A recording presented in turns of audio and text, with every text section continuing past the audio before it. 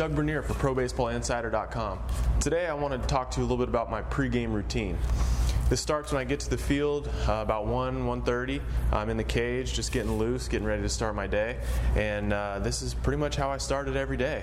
I try to come up with a routine that helps me with some of the problems that I have. You know, maybe the last week or so I'm rolling over on a lot of ground balls, or I'm hitting a lot of pop flies to right, or I'm doing something that I'm just really not happy with. You know, I'll kind of modify and tweak my routine a little bit, but this is my basic routine that I do every day, and it always starts off the tee.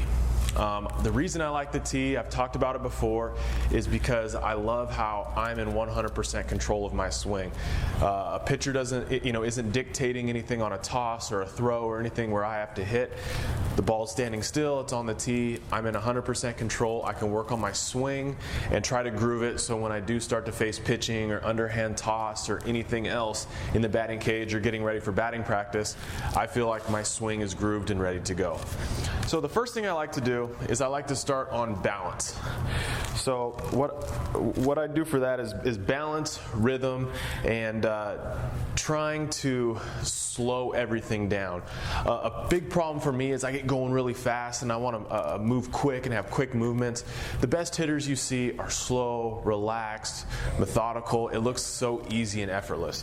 So I try to recreate that with some rhythm here off the tee. So the first thing I do is I have my feet together, nice and relaxed. I have the ball out in front of me. I have my hands just nice and relaxed, just kind of the bat resting on my shoulder.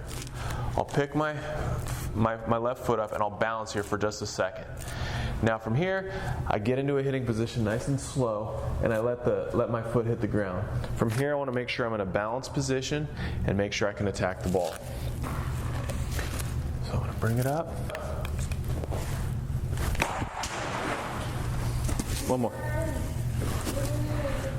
I'm going to pick it up, nice and slow, and swing. Now that's the way that I start my day. I'll probably take me about somewhere between, 10 swings just to kind of loosen up. Now from there, I kind of modify it a little bit. Still stand with my feet close together. I'll bend my knees. And I'm going to go nice and slow. Hands are here. I'm going to go nice and slow, and I'm going to hit. The reason I do this next drill is a big problem for me as well is I'll get stuck backwards. So I'll hit and I'll want to swing and almost recoil this way instead of stay through the ball. This helps me get linear through the baseball. So right here, knees bent. Same idea, I'm going to be nice and slow, but I'm not going to stop when my foot hits the ground. I'm going to continue through the baseball.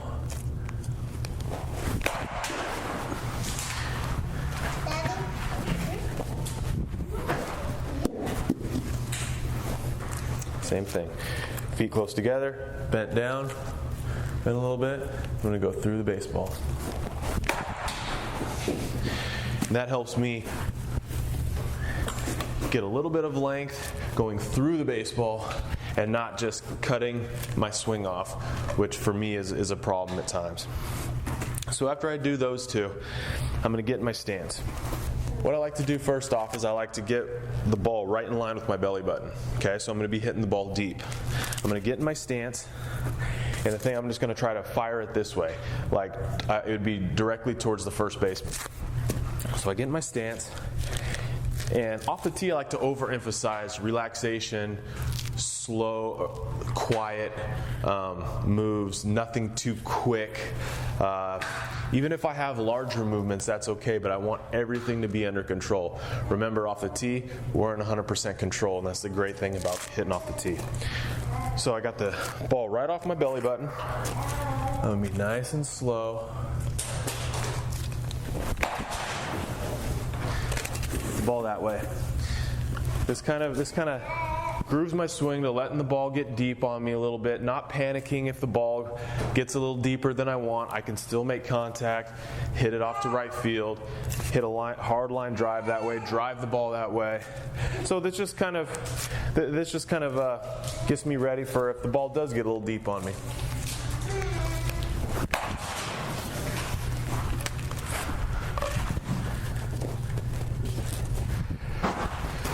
Okay, so again, I take, 5 to 10 swings doing that. This is all kind of getting loose and getting ready for flips and, all of that. So now I'm going to back it up a little bit. I'm going to have the ball basically right off my front foot. Now from here, I'm getting into my swing. I can move the ball around a little bit. I can move it on the outside part of the plate, inside part of the plate, all of that. Biggest thing here off the tee, which is great in the cage, I can narrow my focus down. A key for me is when I'm hitting the ball straight up the middle, I want to keep it off the ground. I want to keep it off the top of the net. I want to try to hit as many balls as I can off that back of the net. To me, that's an important thing to focus on while you're in the cage. When you get out on the field, your mind starts, expanding, and there's a lot of other things that you're trying to do. Maybe hit a ball the other way.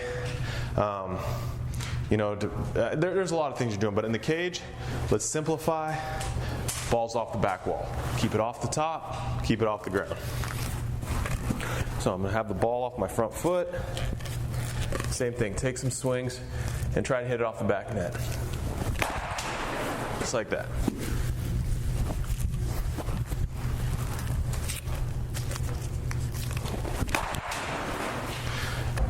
We get a lot of emails from kids and parents saying, okay, my kid is 12 years old, he's hitting the ball really well.